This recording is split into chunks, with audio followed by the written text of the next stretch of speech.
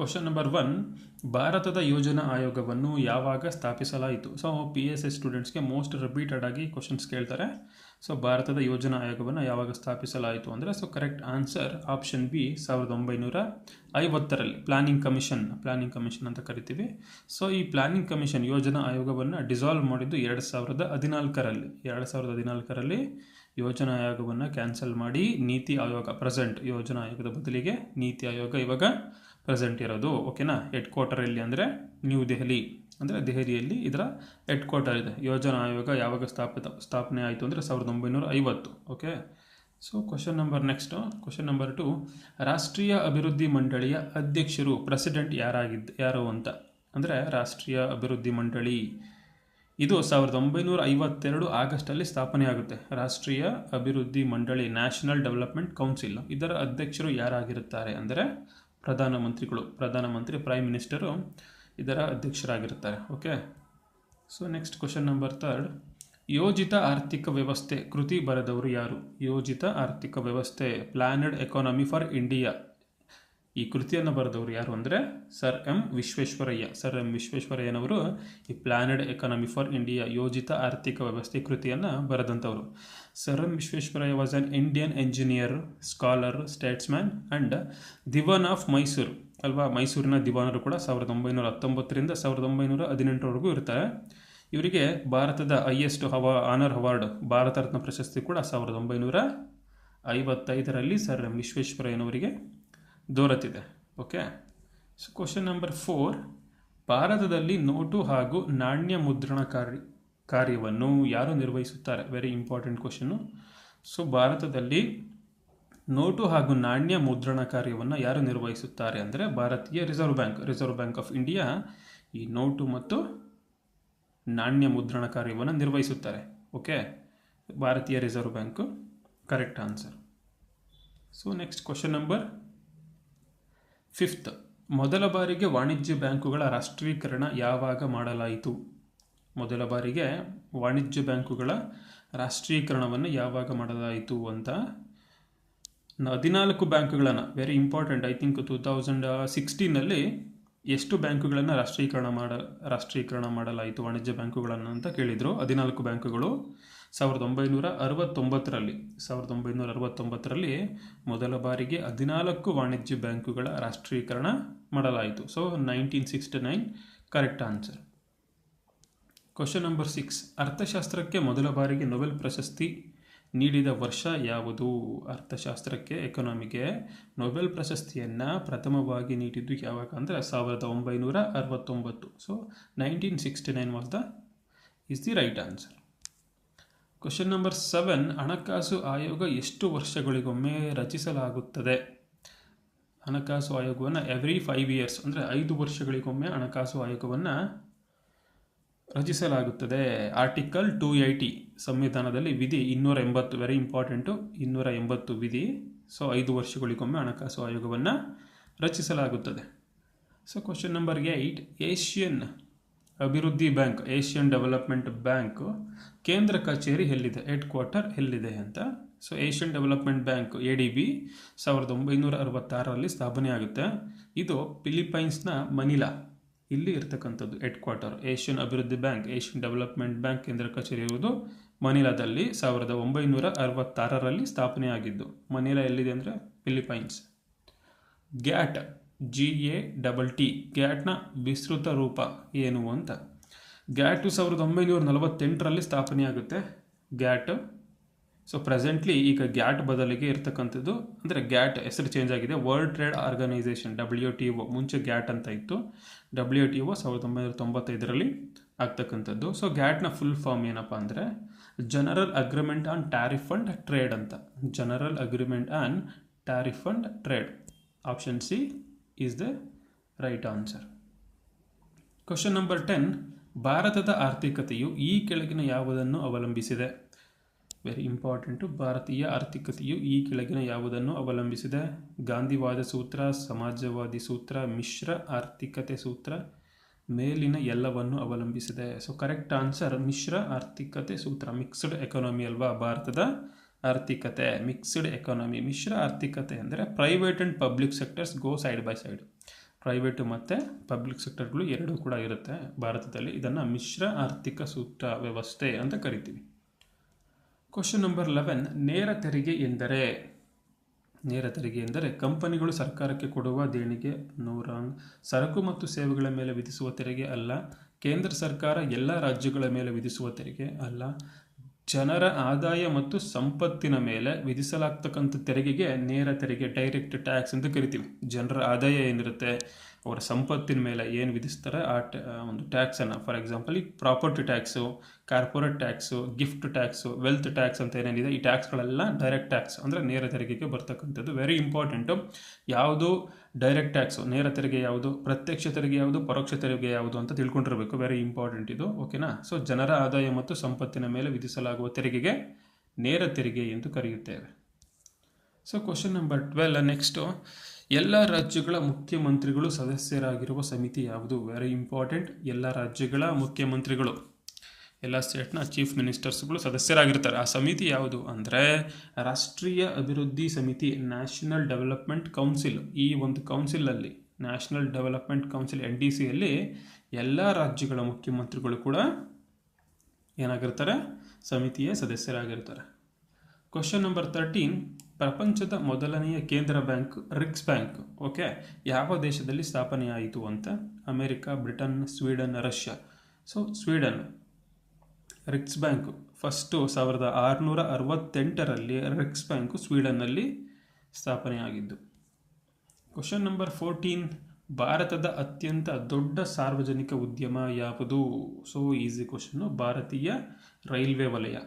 Correct answer. Question number 15, ಅತಿ ಹೆಚ್ಚು ಜನಸಂಖ್ಯಾ ಬೆಳವಣಿಗೆ ದರದ ಪ್ರಮುಖ ಲಕ್ಷಣ. ಅತಿ ಹೆಚ್ಚು ಜನಸಂಖ್ಯಾ ಬೆಳವಣಿಗೆ ದರದ ಪ್ರಮುಖ ಲಕ್ಷಣ ಏನಪ್ಪ ಅಂದರೆ ಅಧಿಕ ಜನನ ಮತ್ತು ಕಡಿಮೆ ಮರಣ. ಜನನ ಸಂಖ್ಯೆ ಅಧಿಕವಾಗಿರಬೇಕು, ಮರಣ ಸಂಖ್ಯೆ ಕಡಿಮೆ ಆಗಿದ್ದರೆ ಅದು ಅತಿ ಹೆಚ್ಚು ಜನಸಂಖ್ಯೆ ಬೆಳವಣಿಗೆ ದರದ ಪ್ರಮುಖ ಒಂದು ಲಕ್ಷಣವಾಗಿದೆ. ಓಕೆ.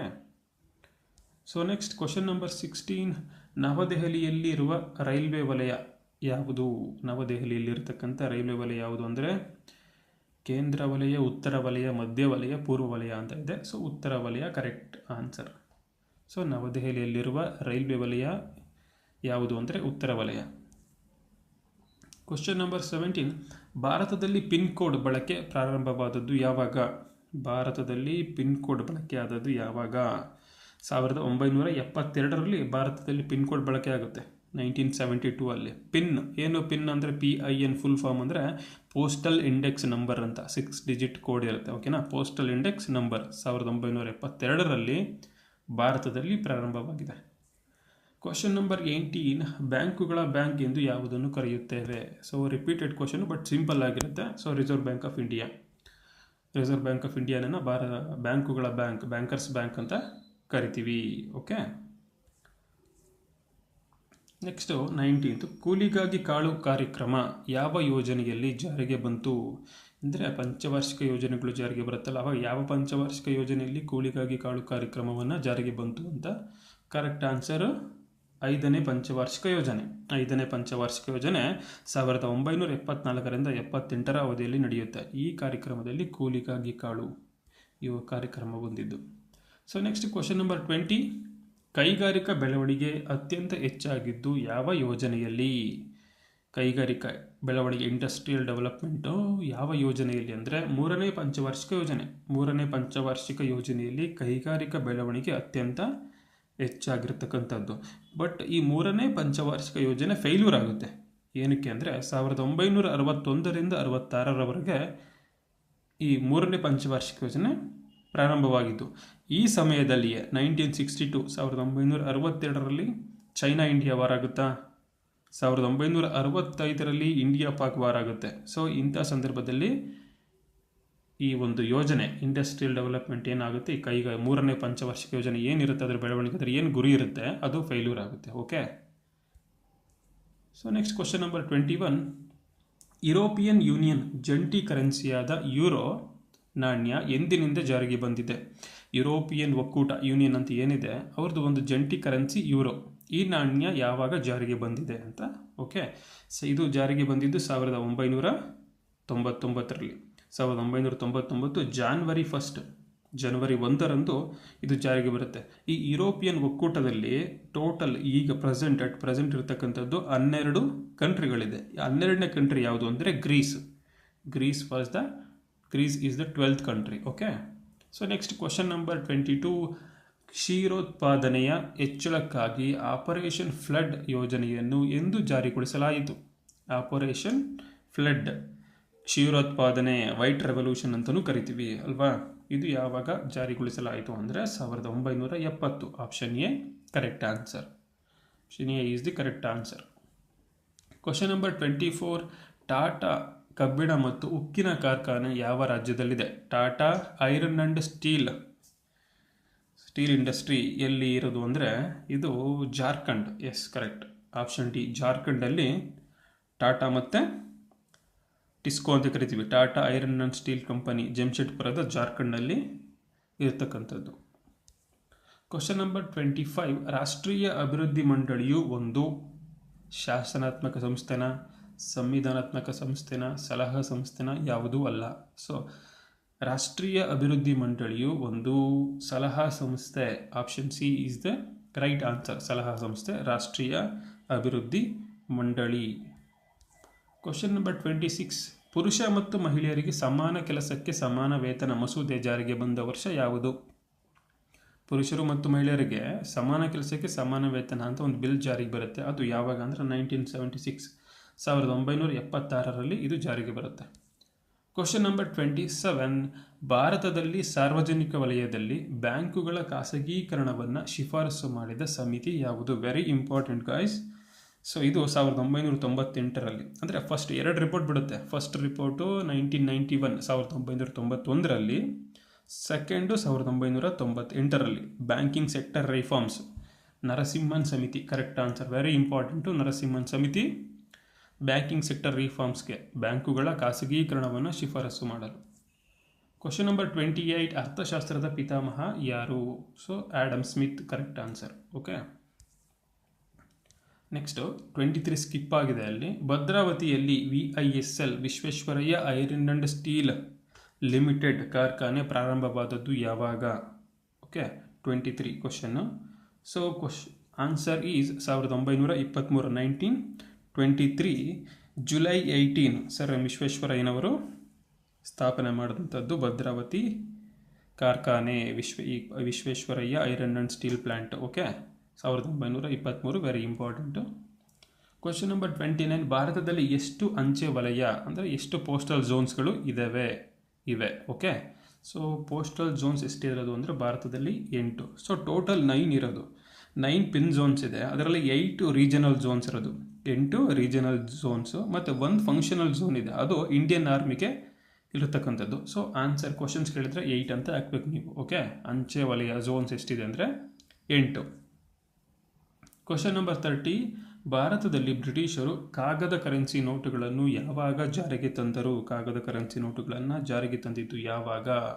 ಸೊ 1888. 1888ರಲ್ಲಿ ಭಾರತದಲ್ಲಿ ಬ್ರಿಟಿಷರು ಕಾಗದ ಕರೆನ್ಸಿ ನೋಟುಗಳನ್ನು ಜಾರಿಗೆ ತಂದರು.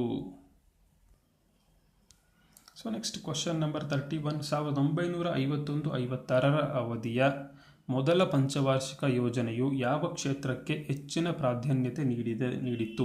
Very important. ಮೊದಲ ಪಂಚವಾರ್ಷಿಕ ಯೋಜನೆ ಯಾವ ಇಯರ್ನಲ್ಲಿ ಅಂತಲೂ ಕ್ವಶನ್ ಕೇಳಿದ್ದಾರೆ. 1951-56 ಅಲ್ವಾ, ಗೊತ್ತಿರಬೇಕದು. ಸೊ ಯಾವ ಕ್ಷೇತ್ರಕ್ಕೆ ಹೆಚ್ಚಿನ ಪ್ರಾಧಾನ್ಯತೆಯನ್ನು ನೀಡಿತ್ತು ಅಂತ. ಸೊ ನೀವು ಹಿಂದಿನ ಕ್ವಶನ್ಸಲ್ಲಿ ನೋಡಿ, ನಾನು ಕೈಗಾರಿಕೆಗೆ ಸಂಬಂಧಪಟ್ಟಂತೆ ಹೇಳಿದ್ದೆ ಪಂಚವಾರ್ಷಿಕ ಯೋಜನೆ 3rd ಅಂತ. ಸೊ ಫಸ್ಟ್ ಡೇ ಪಂಚವಾರ್ಷಿಕ ಯೋಜನೆ ಕೈಗಾರಿಕೆಗೆ ಬರಲ್ಲ.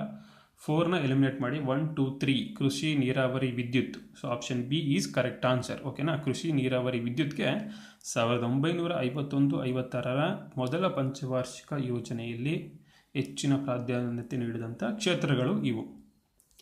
Question number 32. ಸುಭಾಷ್ ಚಂದ್ರ ಬೋಸ್ ಅಂತಾರಾಷ್ಟ್ರೀಯ ವಿಮಾನ ನಿಲ್ದಾಣ ಎಲ್ಲಿದೆ? ಕೋಲ್ಕತ್ತಾದಲ್ಲಿ ಇರ್ತಕ್ಕಂಥದ್ದು ಸುಭಾಷ್ ಚಂದ್ರ ಬೋಸ್ ಅಂತಾರಾಷ್ಟ್ರೀಯ ಇಂಟರ್ನ್ಯಾಷನಲ್ ಏರ್ಪೋರ್ಟ್. Question number 33. ಪ್ರಾಥಮಿಕ ಉದ್ಯೋಗ ಎಂದರೆ ಬೇಸಾಯ, ಮೀನುಗಾರಿಕೆ, ಅರಣ್ಯ ಬೆಳೆಸುವಿಕೆ ಮೇಲಿನ ಎಲ್ಲವೂ. ಪ್ರಾಥಮಿಕ ಪ್ರೈಮರಿ ಸೆಕ್ಟರ್ಸ್ ಅಲ್ವಾ. ಯಾವ್ಯಾವುದು ಪ್ರಾಥಮಿಕ ಉದ್ಯೋಗ ಅಂದರೆ ಬೇಸಾಯ ಕೂಡ ಹೌದು, ಮೀನುಗಾರಿಕೆನೂ ಹೌದು, ಅರಣ್ಯ ಬೆಳೆಸುವಿಕೆ ಇವೆಲ್ಲದೂ ಕೂಡ ಆಪ್ಷನ್ ಡಿ ಮೇಲಿನ ಎಲ್ಲವೂ ಕರೆಕ್ಟ್ ಆನ್ಸರ್. ಇವೆಲ್ಲ ಪ್ರಾಥಮಿಕ ಉದ್ಯೋಗಕ್ಕೆ ಸಂಬಂಧಪಡುತ್ತೆ. ಅಗ್ರಿಕಲ್ಚರ್, ಫಿಶಿಂಗು, ಅರಣ್ಯ ಬೆಳೆಸುವಿಕೆ, ಫಾರೆಸ್ಟ್ರಿ, ಮತ್ತು ಮೈನಿಂಗು ಕೂಡ ಬರುತ್ತೆ. ಹಂಟಿಂಗ್ ಆ್ಯಂಡ್ ಗ್ಯಾದರಿಂಗ್, ಬೇಟೆ ಆಡೋದು, ಇದೆಲ್ಲ ಕೂಡ ಪ್ರಾಥಮಿಕ ಉದ್ಯೋಗಕ್ಕೆ ಬರ್ತಕ್ಕಂಥದ್ದು. ಕ್ವಶನ್ ನಂಬರ್ 34, 1975, 1975ರಲ್ಲಿ 20 ಅಂಶಗಳ ಕಾರ್ಯಕ್ರಮವನ್ನು ಆರಂಭಿಸಿದವರು ಯಾರು ಅಂತ. Nehru, Rajiv Gandhi, Indira Gandhi, Manmohan Singh. So correct answer Indira Gandhi.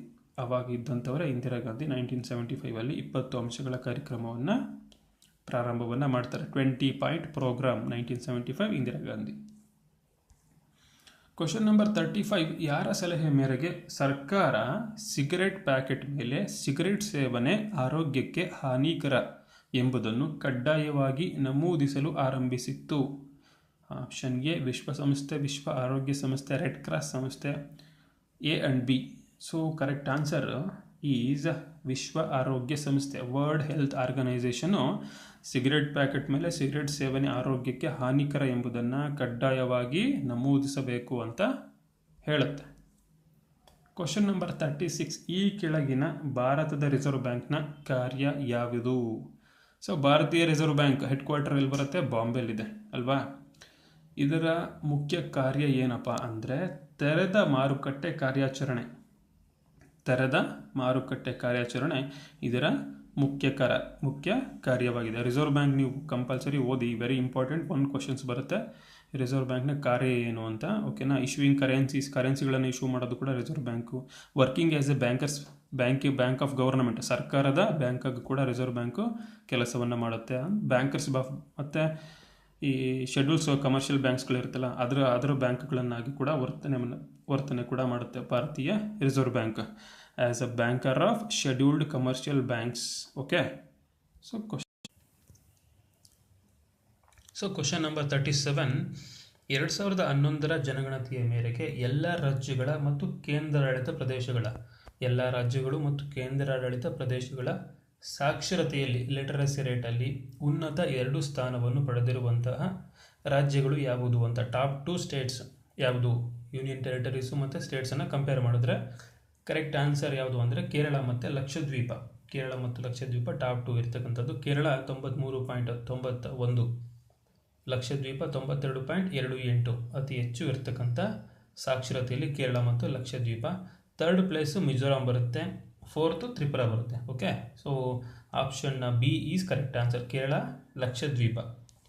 Question number 38, 2011ರ ಜನಗಣತಿಯ ಮೇರೆಗೆ ರಾಷ್ಟ್ರೀಯ ಸರಾಸರಿಗಿಂತಲೂ ಹೆಚ್ಚು ಅನುಕೂಲಕರ ಲಿಂಗಾನುಪಾತವನ್ನು ಹೊಂದಿರುವ ರಾಜ್ಯಗಳು ಯಾವುದು ಅಂತ. ಓಕೆ. 2011ರ ಜನಗಣತಿಯಲ್ಲಿ ಭಾರತದ ರಾಷ್ಟ್ರೀಯ ಸರಾಸರಿ ಲಿಂಗಾನುಪಾತ ಎಷ್ಟು ಅಂದರೆ 940 ಇದೆ. ಅಂದರೆ 1000 ಪುರುಷರಿಗೆ 940 ಮಹಿಳೆಯರು ಇದ್ದಾರೆ ಅಂತ. ಈ 940 ಇದೆಯಲ್ಲ ರಾಷ್ಟ್ರೀಯ ಏನು ಸರಾಸರಿ ಇದೆಯಲ್ಲ ಲಿಂಗಾನುಪಾತ, ಇದಕ್ಕಿಂತ ಹೆಚ್ಚು ಇರತಕ್ಕಂಥ ರಾಜ್ಯಗಳು ಯಾವುದು ಅಂತ. ಕರೆಕ್ಟ್ ಆನ್ಸರ್ ಯಾವುದು ಅಂದರೆ ಕೇರಳ ಮತ್ತು Orissa. Option D is correct answer, Kerala ಮತ್ತು ಒರಿಸ್ಸಾ. ಕೇರಳ ಇದೆ, ಒರಿಸ್ಸಾ ಬರುತ್ತೆ, ಪುದುಚೇರಿ ಬರುತ್ತೆ, ತಮಿಳುನಾಡು ಬರುತ್ತೆ, ಆಂಧ್ರ ಪ್ರದೇಶ, ಛತ್ತೀಸ್ಗಢ, ಮೇಘಾಲಯ, ಮಣಿಪುರ ಮತ್ತು ಮಿಜೋರಾಂ, ಈ ಎಲ್ಲ ರಾಜ್ಯಗಳು ಕೂಡ ರಾಷ್ಟ್ರೀಯ ಸರಾಸರಿಗಿಂತಲೂ ಹೆಚ್ಚು ಲಿಂಗಾನುಪಾತವನ್ನು ಹೊಂದಿದಂತಹ ರಾಜ್ಯಗಳು. ಓಕೆ. ಕ್ವಶನ್ ನಂಬರ್ 39, ಈ ಕೆಳಕಂಡ ಸಂಸ್ಥೆ ಗ್ರಾಹಕರಿಗೆ ಸಾಲ ಕೊಡುತ್ತದೆ. ಯಾವ ಸಂಸ್ಥೆ ಗ್ರಾಹಕರಿಗೆ ಸಾಲ ಕೊಡುತ್ತದೆ ಅಂದರೆ ಆಪ್ಷನ್ ಸಿ IDBI ಬ್ಯಾಂಕು ಗ್ರಾಹಕರಿಗೆ ಸಾಲ ಕೊಡುತ್ತದೆ. 1964ರಲ್ಲಿ IDBI ಬ್ಯಾಂಕು ಸ್ಥಾಪನೆ ಆಗಿರತಕ್ಕಂಥದ್ದು. Industrial development bank of India. Okay. Cool guys. 40 last question ಈ ಫಸ್ಟ್ ವಿಡಿಯೋ ಪಾರ್ಟ್ 1ನಲ್ಲಿ. ಭಾರತದ ಮೊದಲ ಕೃಷಿ ಮಾರುಕಟ್ಟೆ ಮತ್ತು ರೈತ ಸ್ನೇಹಿ ಸುಧಾರಣಾ ಸೂಚ್ಯಂಕ ಪ್ರಾರಂಭಿಸಿದವರು ಯಾರು ಅಂದರೆ ನೀತಿ Aayog. Correct answer option B is the right answer. ಭಾರತದ ಮೊದಲ ಕೃಷಿ ಮಾರುಕಟ್ಟೆ ಮತ್ತು ರೈತ ಸ್ನೇಹಿ ಸುಧಾರಣಾ ಸೂಚ್ಯಂಕ ಪ್ರಾರಂಭಿಸಿದವರು NITI Aayog. Correct answer, very important question.